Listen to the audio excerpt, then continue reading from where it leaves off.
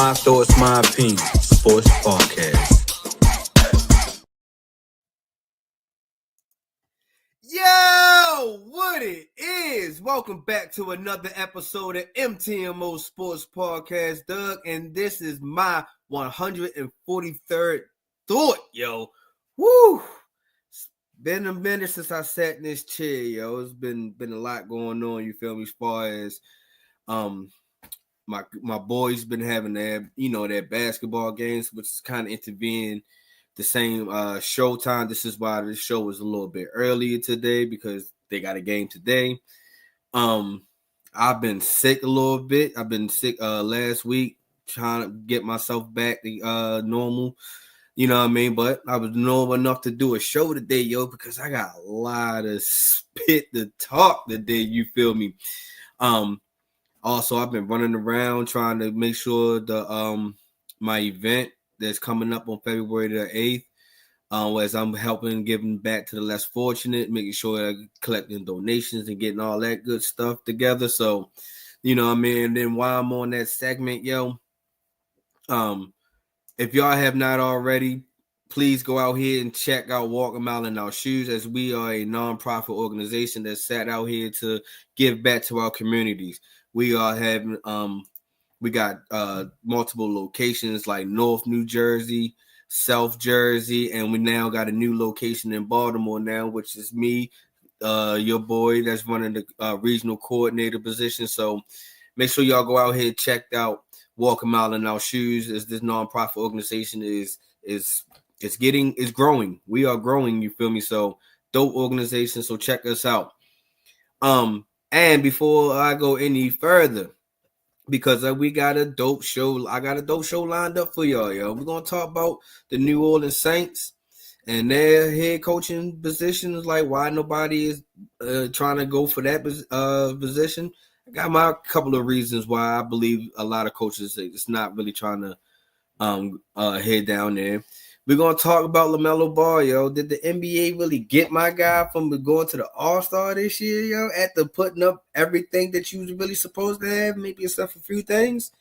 That's crazy. And, yo, the boxing world is really, really got some great fights lined up. We got some good fights this upcoming weekend, you feel me? So I'm going to be picking and dissecting this one particular fight, and that's my boy Shakur Stevenson versus Floyd Schofield.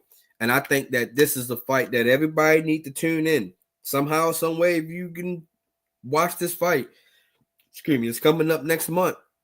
Also, I'm trying to tell y'all, this is a fight that I think is going to surprise everybody. But before I go any further, yo, if you have not already, please like, share, and subscribe to this YouTube channel, as I'm trying to grow to 1,000 subscribers. You feel me? And I need some help to get me there. You feel me? So make sure y'all go out here and spread the word. Let them know that MTMO Sports Podcast is what you need in your sports rotation, no matter where you listen to your sports. So whether it's on YouTube, Spotify, or Apple Podcasts, they need to go ahead and put MTMO in their rotation. So please go out here and tell a friend who can be a friend, who can possibly be a friend, that MTMO Sports Podcast is what they need to listen to, because I will not give you the same verbatim stuff that you hear on the mainstreams from these other platforms and stuff like that. So I'm trying to tell y'all, yo, this is a dope podcast. This is a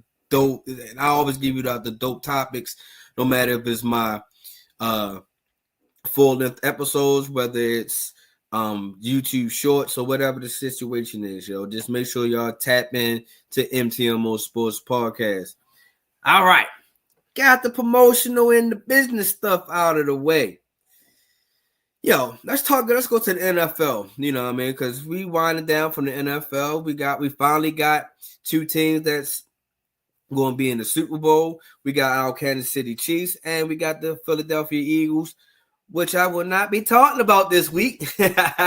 Make sure I say that one for next week episode as I break it down. But they are going to a destination that a lot of head coaches kind of turned their nose, frowned their face and said, nah, I don't want it.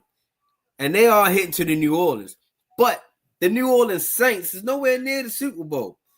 But they also is nowhere near right now finding a head coach position. And the New Orleans Saints need to really get that together. Because right now, I don't see why a head coach really wants to go down there. Don't get me wrong. I understand everybody love New Orleans. New Orleans is a great state to go down and party and eat and everything in that nature. And I love their culture down there too. But these New Orleans Saints, it ain't nowhere near appealing. And if I'm a head coach, and if I'm a first-time head coach at that, I'm staying far, far away from this team. It's not appealing. This is a setup. Now, don't get me wrong. They got some decent players down there.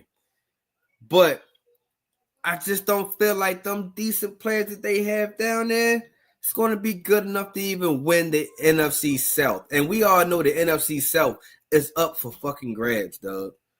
Like, anybody can win it at any given moment, but except for the Saints.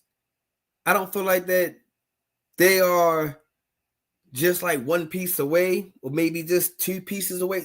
I feel like they are like multiple pieces away.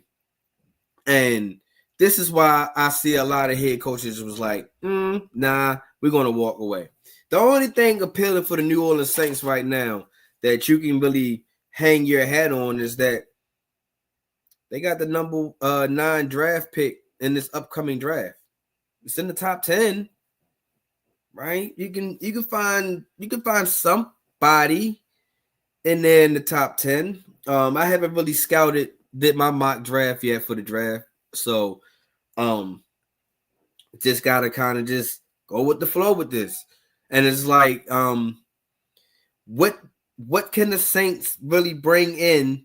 What position can they bring in to say, like, yo, this can really help us get a step closer to at least competing in the NFC South? At least that. You know what I mean? So I just don't feel like that number 9, whatever position that they can really get, is just going to be just a Band-Aid over a big wound. And it's not going, and the Band-Aid is not big enough because they have 6 players that's over 30 right now who takes up a chunk of their salary.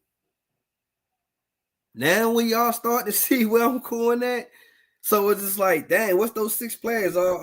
Is it spread out? It's kind of spread out just a little bit. You know what I mean? But they over 30. And a lot of these guys are pretty much on their downside of their career.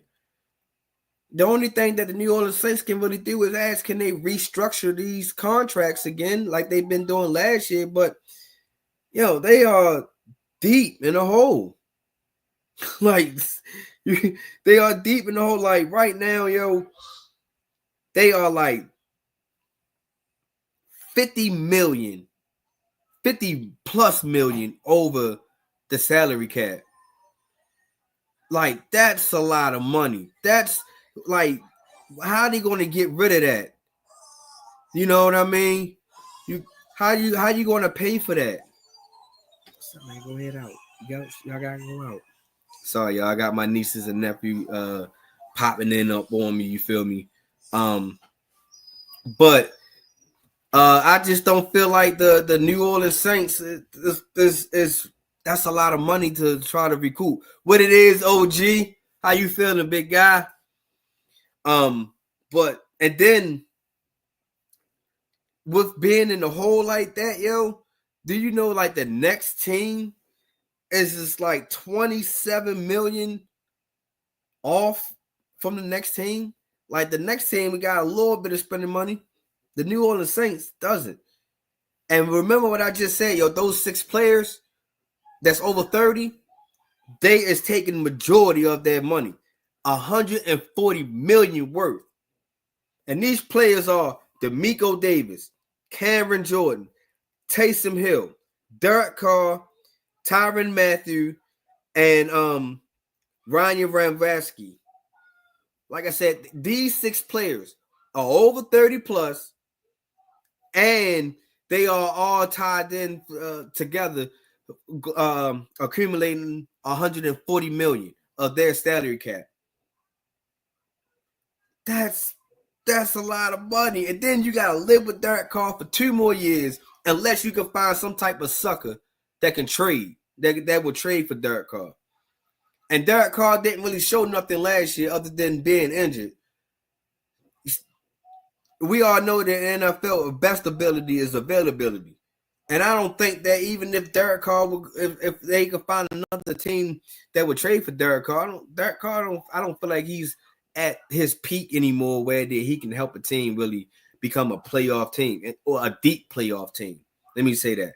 A deep playoff team. Anybody can become a playoff team, you know what I mean? Any given, you know what I mean, if you got the luck of the magic. But you stuck with Derek Carr for 2 more seasons. Because remember, you thought that he was the guy for y'all when y'all picked him up when the Raiders had let him go. Gave him a nice little contract extension. So now you gotta live with that. Yeah. I think he probably just need to go ahead and call it quits too, OG. Because that's the only way that the New Orleans Saints can be saved of this deep salary cap that they are in. But this is why that no coach really wants to go to the New Orleans Saints, in my opinion. It's like, why go there? What is there? Now, don't get me wrong, I'm hearing Kellen Moore is tied to this. I'm pretty sure they're gonna have to wait until after the Super Bowl. And if Kellen Moore really wants to take on this job, but I don't even think Kellen Moore would really be able to save this team. Now, he's doing a decent job. He's a decent offensive coordinator. Don't get me wrong.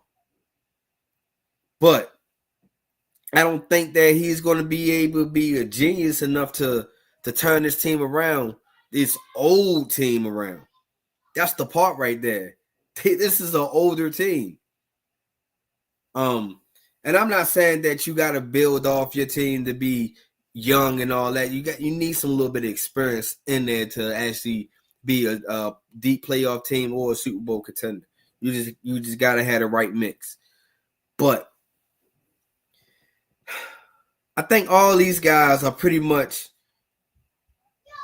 coming down to the tail end of their career, and it's not they are not who they once were. You know what I mean? Taysom Hill was just a gimmick pretty much. They never really wanted to utilize him as a straight quarterback. It was, you know what I mean, they a straight read option type quarterback, you know, try to run it, and then they tried to transform him to a tight end. It was like, you're doing too goddamn much with this guy. Like, I understand, like, yes, he's very gifted, very athletic, but at the same time, Doug, like, he wasn't really worth that contract extension that they gave him. D'Amico Davis was one hell of a inside linebacker. I like Shorty. I remember once upon a time in the early part of his career, I was like, dang, you know, he will fit right in the Ravens uniform. But then, like I said, you know, he stayed loyal with the Saints. He stayed there, and you know, great move for him.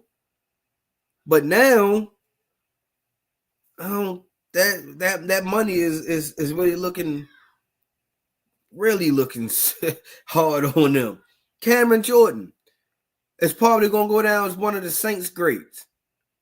You know what I mean? If people don't really know who Cameron Jordan is, yo, he's one of the great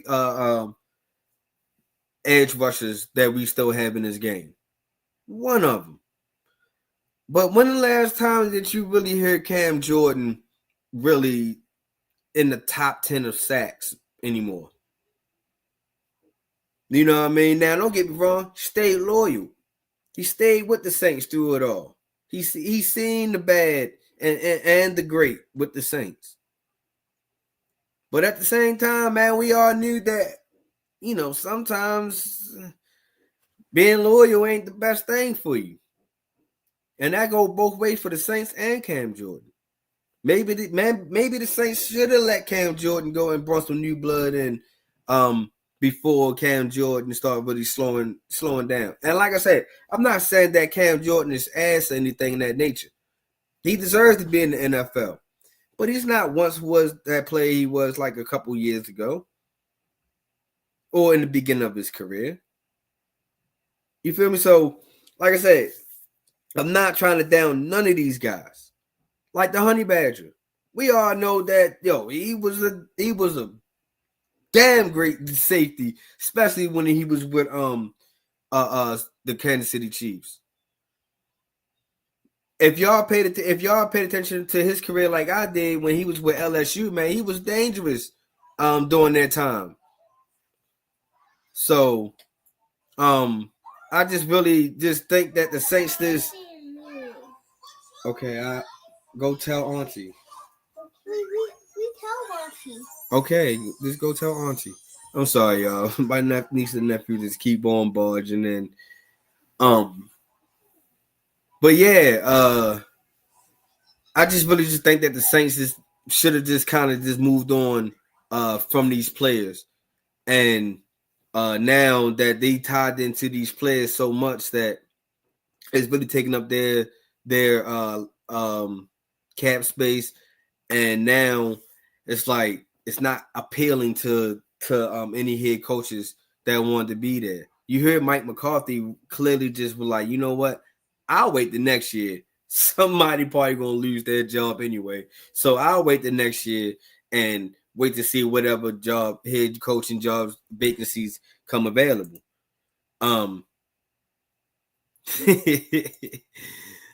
I guess so. That I guess they do got some thoughts, but it ain't sports related, OG.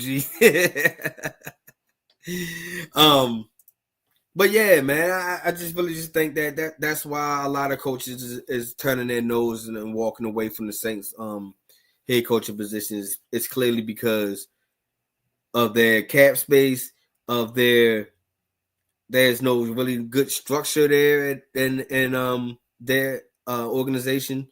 I'm hearing that their GM is not really the guy that's supposed to be the GM there. You feel me? I can't remember his name, but I just really just feel like that the Saints got a lot to do, got a lot to try to figure out, and maybe they can find somebody or they try to be a head coach.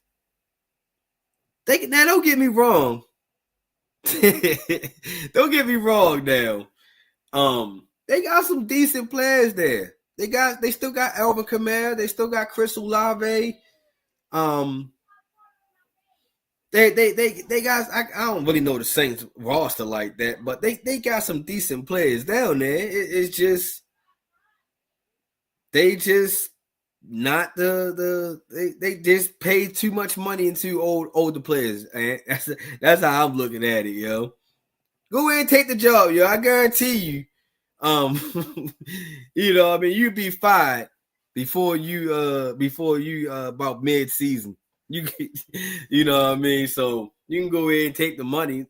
I'll be as your defensive coordinator if you get hired too. I can run that.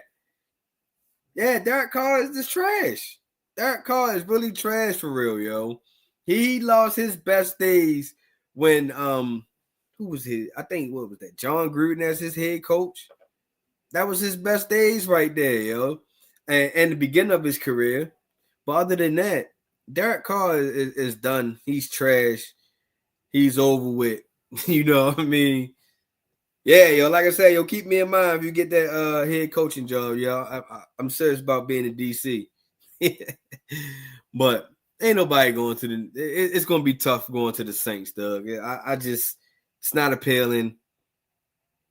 They trash. You know what I mean? I'm sorry, Saints fan, if any of the Saints fans is going to end up watching or all watching, but it just they need to call the water boy, OG, man. They need to call somebody because they need some help down there, man. Like they really gonna need some help. I don't know where they're going to get it from, but they better find it quick. All right, yo. let's go ahead and switch it over to the NBA real quick because it's some it's some interesting news in the NBA. We all know that the All-Star weekend is approaching, which means it's about halfway through the NBA season now, if not half already. I believe, yeah, we should be about the halfway part now in the NBA season, and we know that this All-Star weekend is coming up. We all know that this All-Star weekend is pretty much fading away in the NBA. It's starting to get phony. It's not really interesting anymore. The only thing is interesting, in my opinion, is the three-point contest. The dunk contest is phony. The All-Star game is phony. They changed the All-Star format to some goddamn tournament shit again. And it was just like, dog, ain't nobody trying to see all that. But still, they still had the same type of voting and everything for the All-Star weekend. But the All-Star weekend, in my opinion, just got a little bit more phony because there was a couple of people that got snubbed from the All-Star voting, and the All-Star team, and don't get me wrong, the All-Star teams is pretty legit. I can really say it's pretty legit. But it's some people that got cut off, they got booted, shouldn't have been there. Here y'all go, y'all. He's about to get in his feelings again about this. I ain't gonna really get into my feelings about this one, OG. I can tell you that one, yo.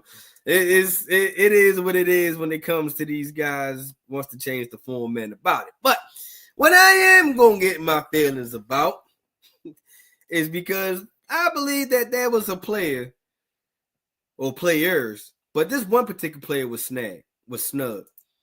Should have been an All-Star. I ain't gonna hold you. My guy Lamelo Ball. As these kids in this generation would call him Melo. But I'm not. Y'all already know who Melo is to me. But Lamelo Ball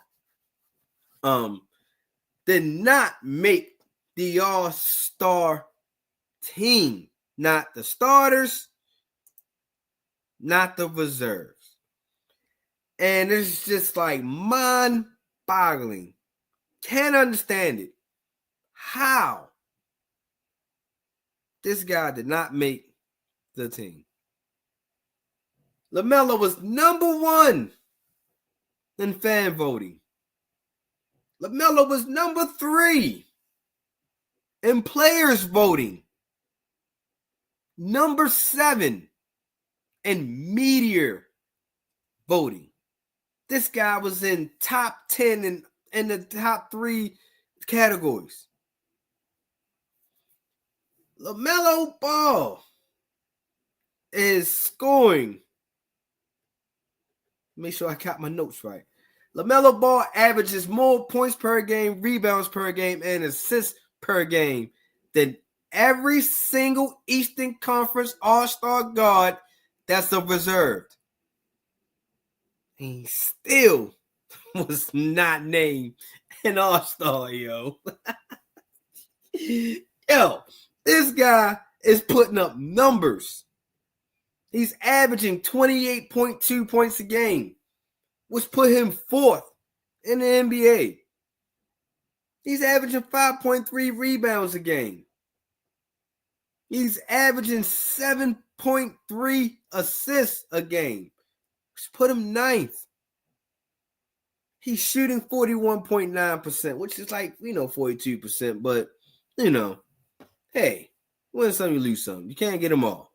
But this guy is averaging that at a 42% shooting rate. And he still didn't get no All-Star nod, yo.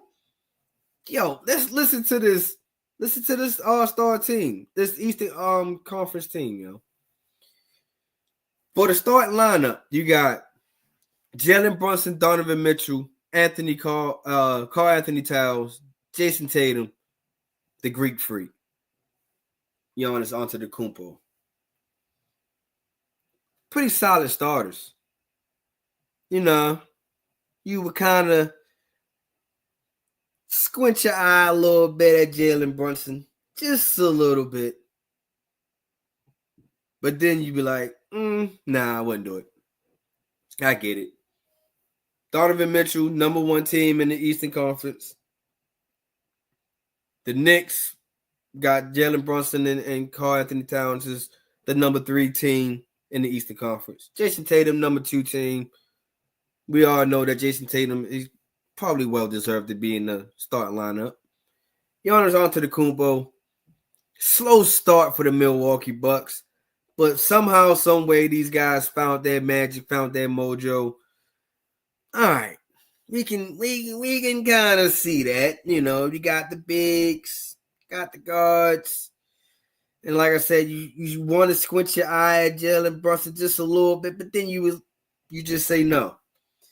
Then you look at the reserves. You got Jaylen Brown, Pascal Siakam, Darius Garland, Cade Cunningham, Tyler Hero, Damian Lillard, Evan Mobley. Jaylen Brown, all right, I can live with it. You know, Pascal Siakam is considered big. Darius Garland, can live with it. Cade Cunningham, fan of Shorty. I'm most definitely living with it. I didn't put out a YouTube short saying that he deserved to be an all-star this year. Tyler Hero. Whoa, yep. Pump the brakes a little bit. Tyler Hero. We putting Tyler Hero over Lamelo Ball? Is that what we doing, NBA? Why are we doing that? Tell me, what did Tyler Hero really did this year? Yes, he's holding down the Heat a little bit. The Heat sitting. Let's go see what the Heat sitting at right now in the standings. The Heat is number 6 in the East right now. Pretty solid. You know what I mean? They crept back up in there. But is Tyler Hero, does he belongs in there? He's Miami leading scorer. He's averaging 24.1, which put him 18th in the NBA. 5.6 rebounds. 5.4 assists, which put him 35th in the NBA. He's shooting 47%. I caught my man on that one. I give him that. Better shooter. You know what I mean? But Tyler Hero, dog? Come on now. We all know that Tyler Hero does not deserve to be in the All-Star. I like Shorty. Good shooter. I think he finally found his game.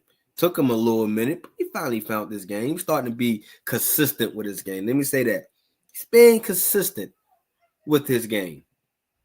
But I still would not put him over LaMelo Ball. Now, the only thing that he has over LaMelo Ball is the shooting percentage, and his team is better.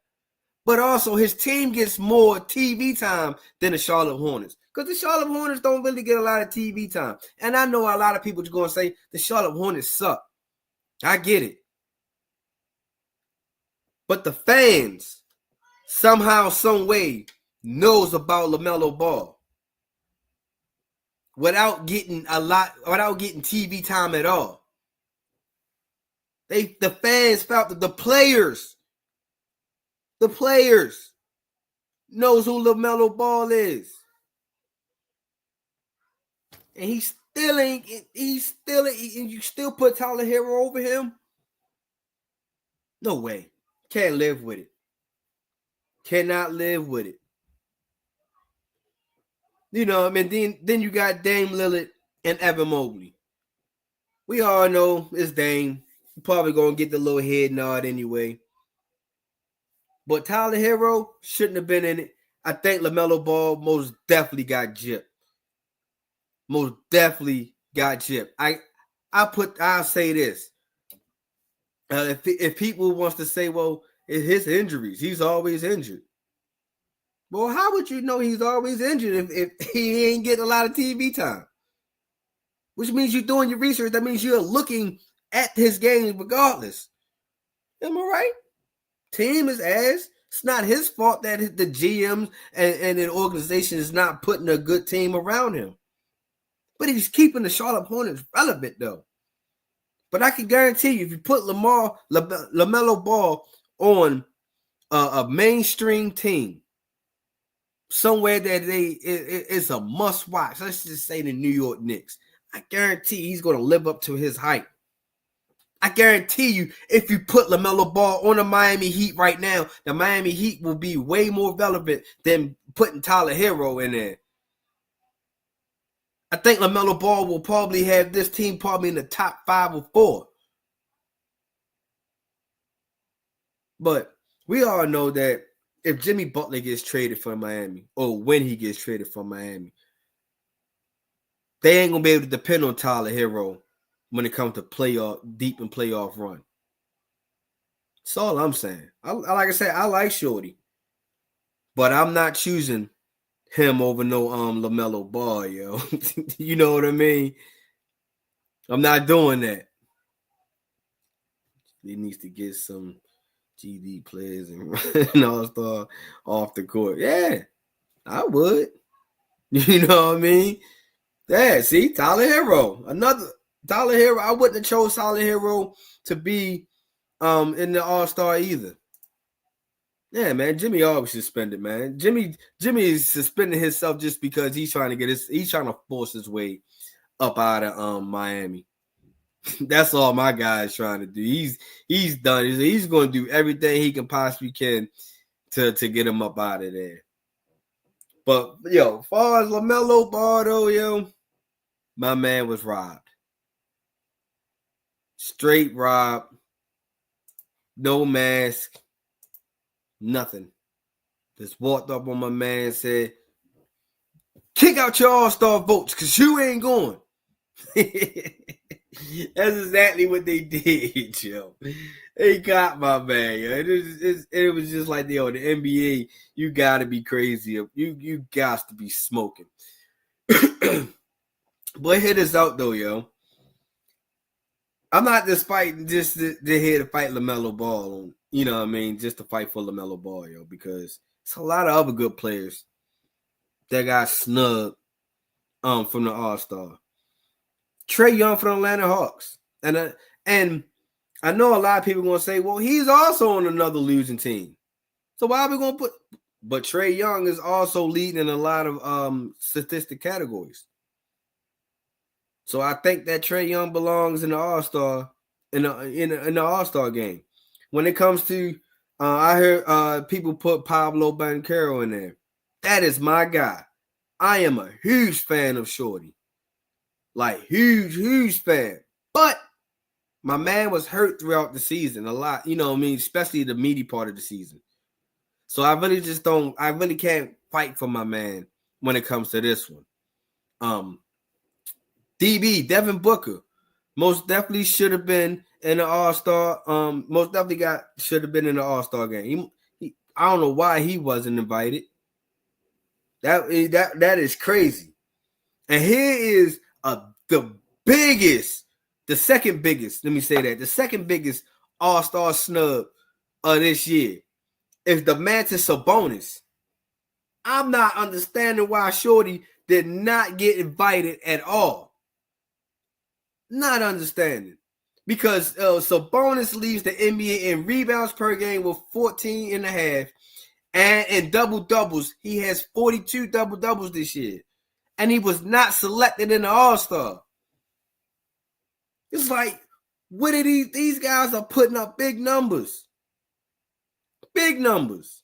And you telling me they don't deserve to be in the All-Star, yo?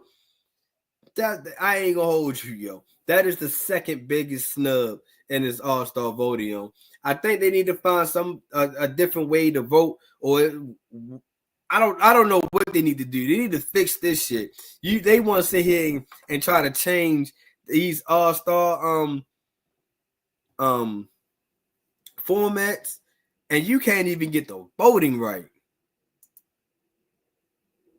Yes, yo. He's been killing. Now, I only watch a handful of NBA games this year because NBA is a little bit washed to me in a sense. But I did peep out a couple of Kings games. And each Kings game that I seen this year, Sabonis lived up the hype, yo. Like yo came to play. Like it's gonna be suck. If the Kings wind up go ahead and trade De'Aaron Fox away. If they trade De'Aaron Fox away, you might as well go ahead and try to find another suitor. You might as well go ahead and trade Sabonis away too, because you breaking away that team. I most definitely think that these two duo is underrated. They just can't get it right to go deep in the playoffs. They just I don't know what it is, but they just got to get this right. But most definitely Sabonis was the second biggest snub out of the All-Star. Another person I believe that got snubbed too is Norman Powell from the Los Angeles Clippers. Like, Shorty been balling all year, underrated. Nobody don't look your way. Nobody don't give yo no nods or nothing. But Norman Powell, yo, Shorty is balling on a consistent basis too. Even if the Clippers lose, yo, I feel like he's still averaging over 20.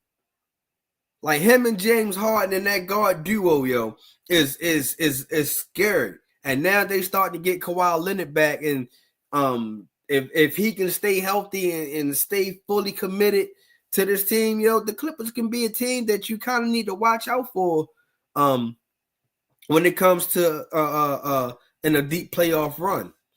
Because my guy James Harden has been I feel like he found the fountain of youth again.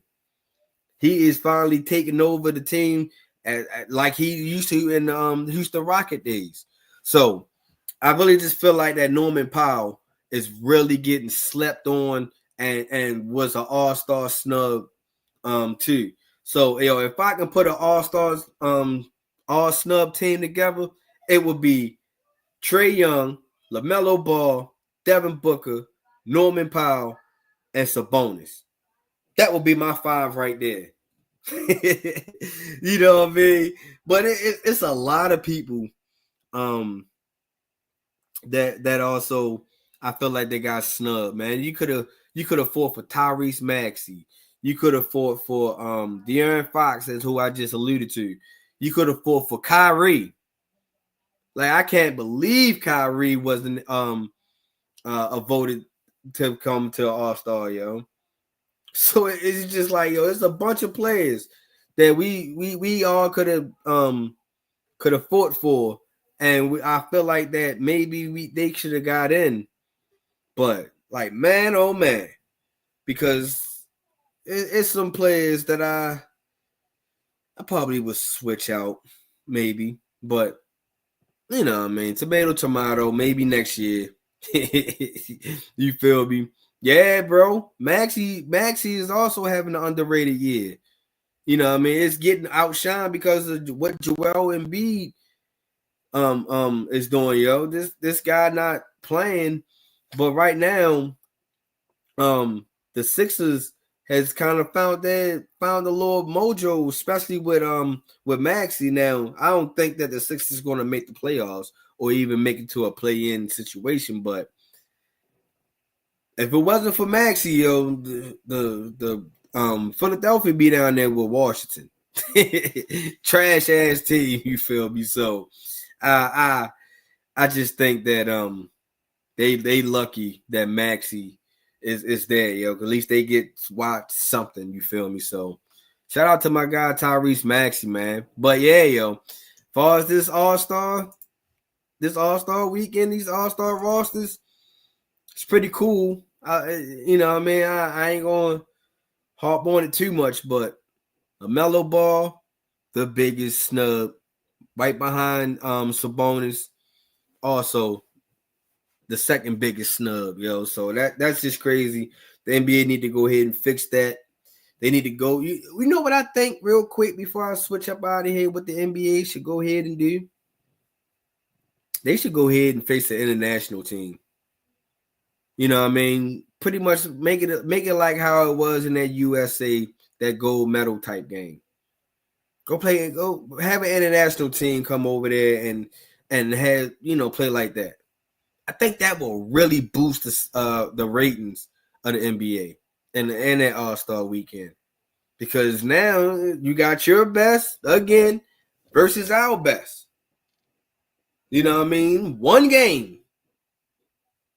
Just imagine how packed those arenas would be. Just imagine how the viewers that they can't make it overseas to actually watch this game.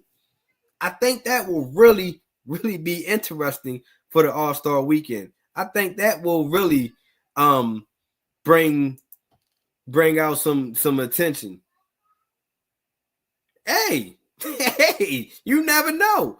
It didn't happen in the Olympics. It wasn't about the ass then. But I guarantee that will make the All-Star game a little bit competitive, a little bit interesting. Because just imagine the international team come into United States facility and beat the NBA. That's considered the best league in the world. And beat the NBA. You gotta live with that till next year All-Star weekend. Just imagine the news on that, yo. So I think that would probably be a little bit more beneficial to All-Star weekend than sitting here trying to do all these damn tournaments and shit like that. Yo, tournaments tournaments is only cute for kids. You know what I mean? When it's something like this, yo, I say make it play international. You know what I mean? Make shit. Why not? That's what I think that the NBA should do for their All-Star weekend. International, because look at what the WNBA did. They had, their Olympic team versus their All-Star team. And their All-Star weekend was way better than the NBA's last year. So, you know what I mean? I just think that that's the route to go. So, that's it for the NBA news, yo, because I can go on and on about that All-Star weekend as OG and Ant has clearly made it seem.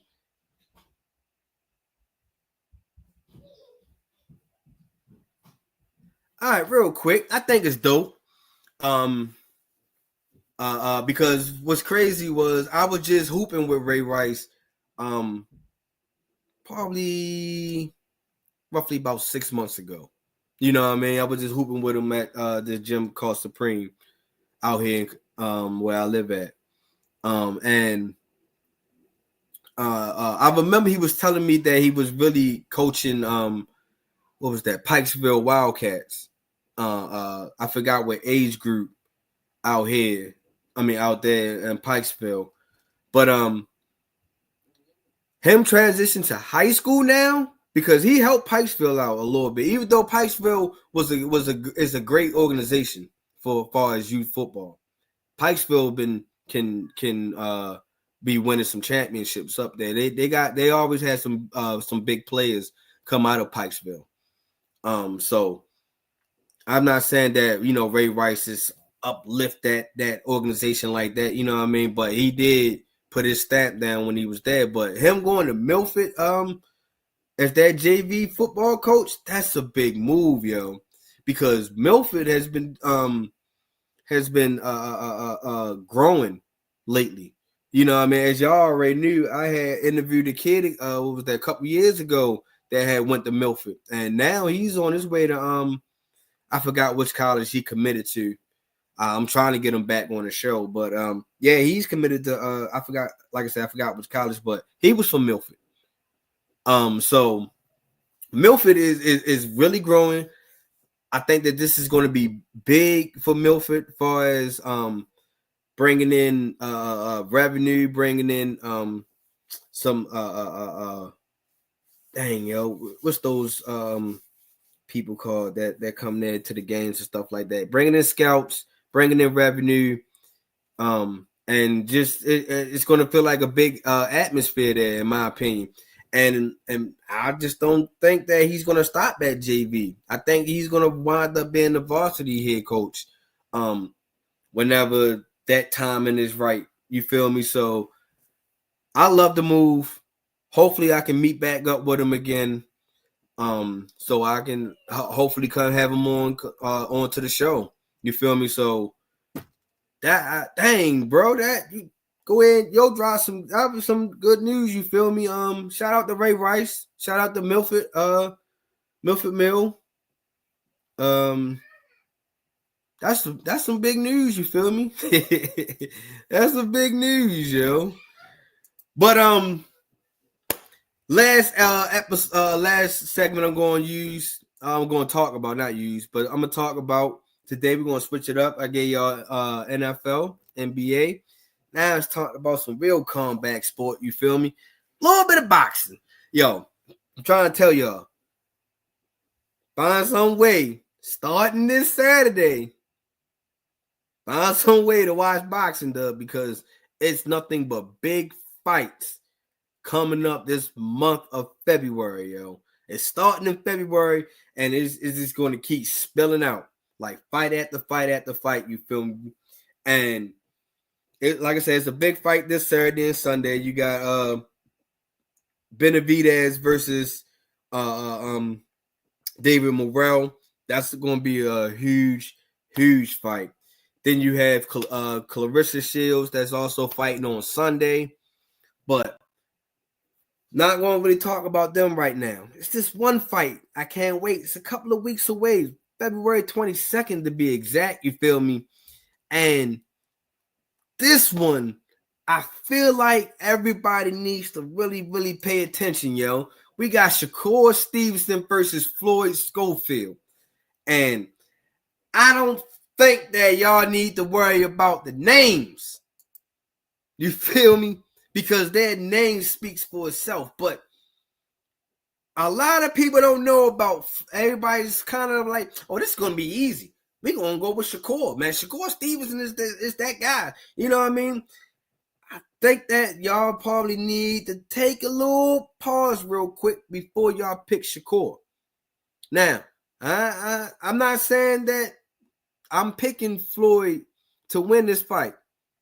I'm also not saying I'm picking Shakur to pick this fight. But at the end of this statements that I'm about to give y'all, I'll let y'all know who I'm siding with. But we all know Shakur Stevenson, 22-0. He got 10 KOs. His knockout ratio is about a 45%. Not bad. You know what I mean? Shakur is more of a technical fighter. Shakur is more of a we can dance all night type guy. You know what I mean? He do got a little bit of power to him. He can knock some people out. Like I said, in his 22 fights, he got 10 KOs. You know what I mean? You just don't, some of them you just don't get by accident. I think that shorty can really go ahead and guff it out with the best of them at times, depending on who's the opponent. And I just think that this opponent right here is going to be a good match for him to really see, is he that one? Should other big name fighters like Tank Davis should take on Shakur if he so happened to win this fight? Because like I said, yo, this fight is going to be huge. It's going to be big. And it's not going to just be leaning towards Shakur. And here's why I say that. Floyd Schofield, if you haven't checked Shorty fight out, you need to. And this is one of the fights you're going to have to go ahead and check Shorty out. But yo is 18-0. He got 12 knockouts. His knockout ratio goes up a lot to 67%. Here's why I said that people need to you need to watch Shorty. Out of his 18 fights, Shorty only boxed 77 rounds. Say that to the people that's in the back and you ain't hearing me for real. 18 fights, Shorty only boxed 77 rounds. Why? His fights normally last about 4.5 rounds, which means Shorty ain't really saying 6 rounds. He's getting you out of there quick, fast, in a hurry. Like he got somewhere to be after he beat you. Yo. And when I was reading them stats, I was like, hold on, yo, wait. Like I said, out of 18 fights, and this is professional fights, by the way, y'all. Shorty been fighting for a minute.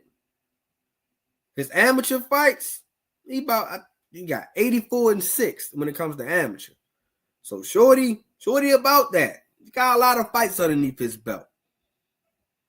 But when it comes to when he stepped to pro, like I said, Joe, he's getting people out of there by 5 rounds. I ain't saying he's Mike Tyson and people, but he's kind of almost stepping in that room a little bit. And like I said, yo, Shorty got power. And this is why I said that this fight is not going to be easy. I'm not going to say that Schofield is going to get Shakur out of there by 5 rounds, not 6 rounds. You know what I mean?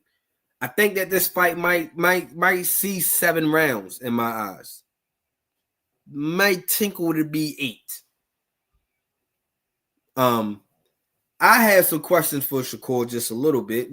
Only the questions that I have is, number one, how fully healthy are you healed from that surgery that you just had, months ago? That was the reason why you kind of stopped fighting last year. You know what I mean? So I just want to know how much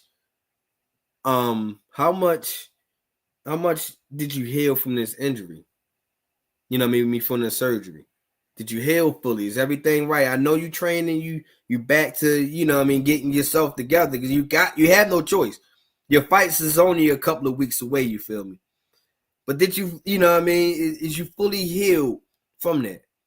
And everybody, the other question is, we all remember the last Shakur Stevenson fight.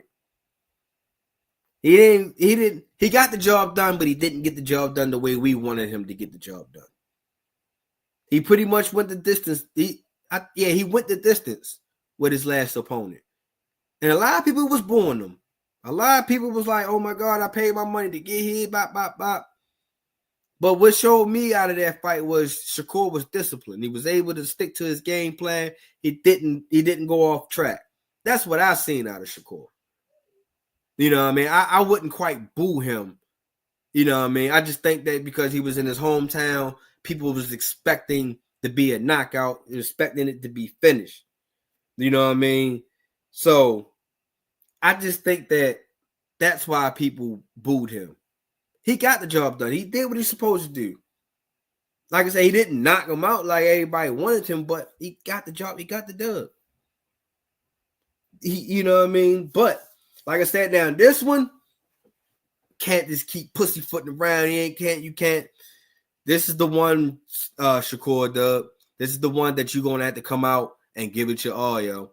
You're gonna have to really give us a show. You're gonna have to really give us that guy that everybody thinks that you can really go ahead and fight. You ready to fight, Tank?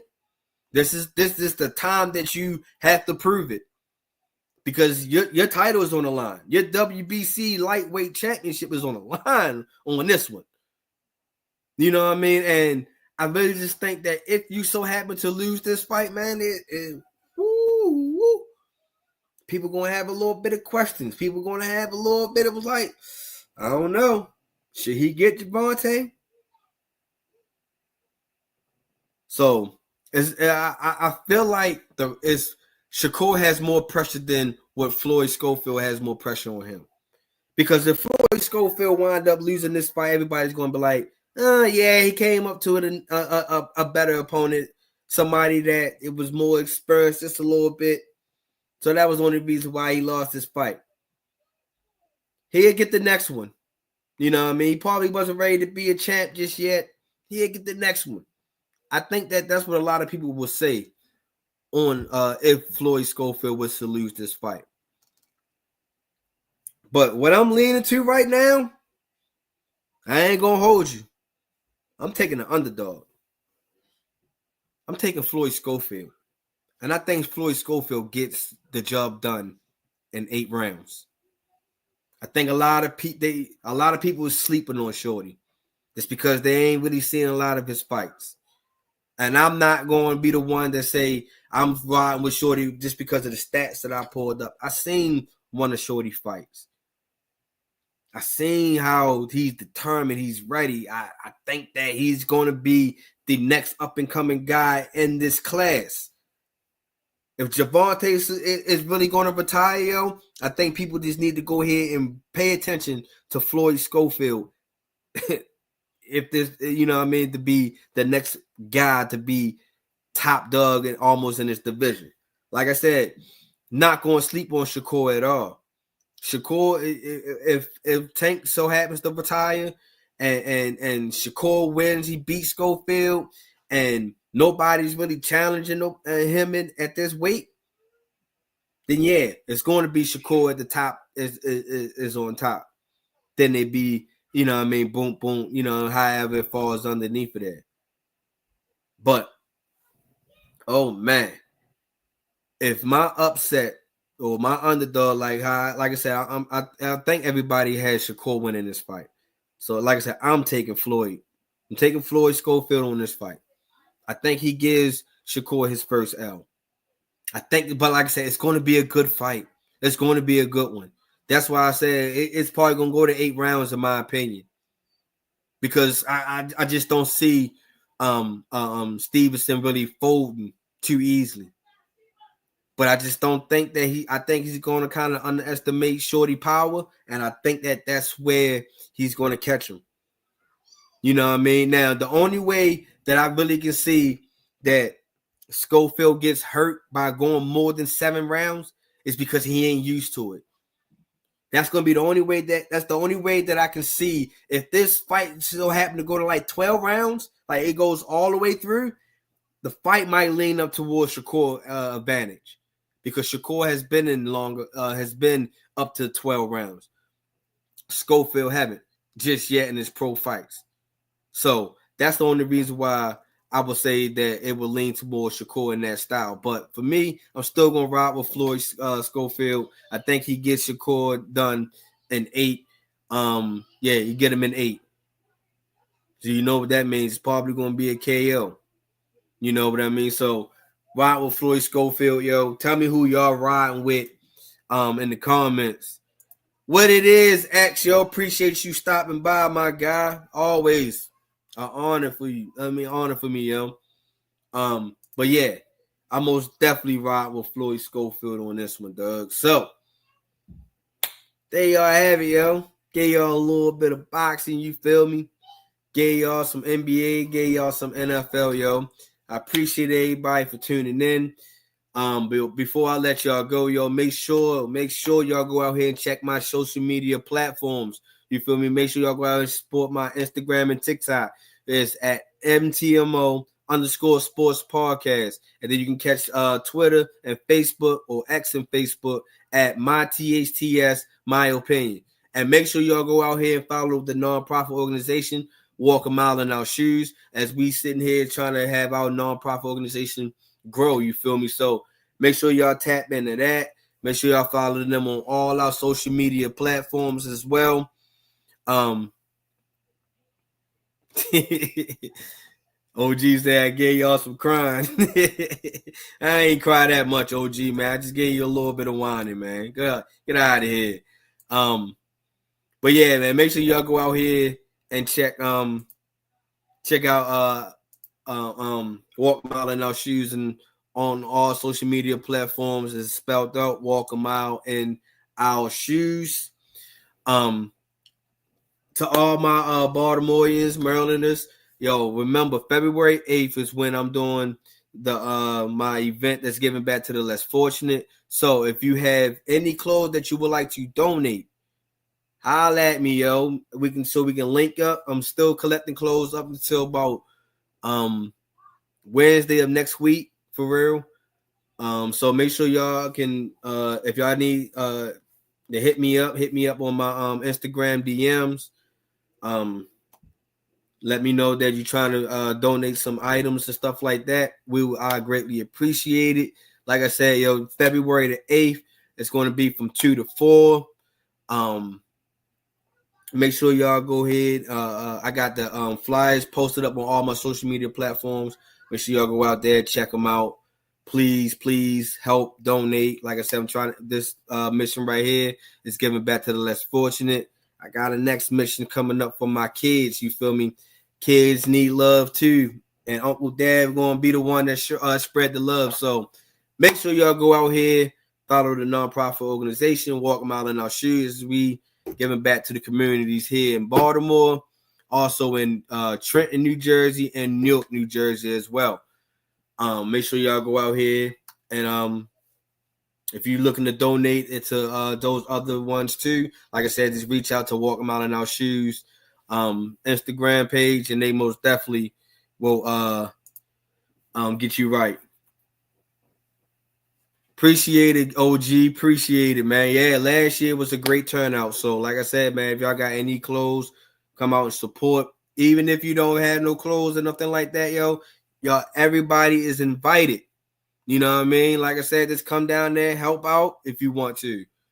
So I greatly appreciate that. So, got to go get ready for my guys in their game. Y'all feel me? I greatly appreciate everybody for dropping in, commenting. This was a dope episode as always, yo. Got y'all next week. Hopefully, depending on the boys' basketball game next week. But as always, I catch y'all when I catch y'all. Y'all feel me? Make sure y'all go out here, support. And MTMO. Make sure y'all go out here and get y'all spread shop. Get your MTMO gear. Link is in the it's on my link trees on all my social media platforms as well, yo. So go out here and get your MTMO gear as well, yo. But all right, I'm out for real this time, yo. Catch y'all when I catch y'all. I'm out.